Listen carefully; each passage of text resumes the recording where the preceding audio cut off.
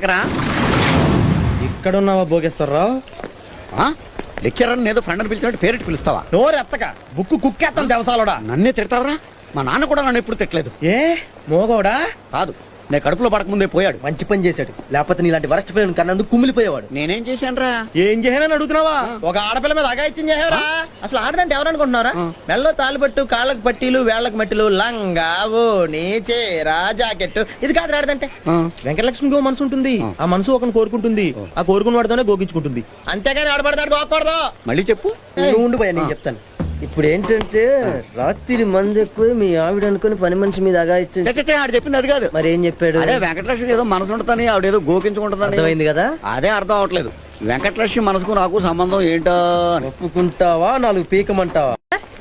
ఈ లెటర్ మీకు ఇమ్మన్నారు. Lakshmi, resign చేసేస్తున్నావా? Resign చేయడం ఏంటి? అవునులే, ఇలాంటి పని చేయడం కంటే రిజైన్ చేసేస్తామే బెటర్. నేను ఎందుకు రిజైన్ చేయాలి? నిన్ను గోకేటంట కదా. ఎరా, ఇలాంటి రూమర్లు వేస్తే నేను పాస్ చేసేస్తానని ప్లాన్ చేసావా? అదే నువ్వు లక్ష్మిని గోకలేదా? మళ్ళీ ఆ మాట అన్నావంటే ఎండ్లో నిలబెట్టి అమ్మాయిలతో తన్నిస్తాను.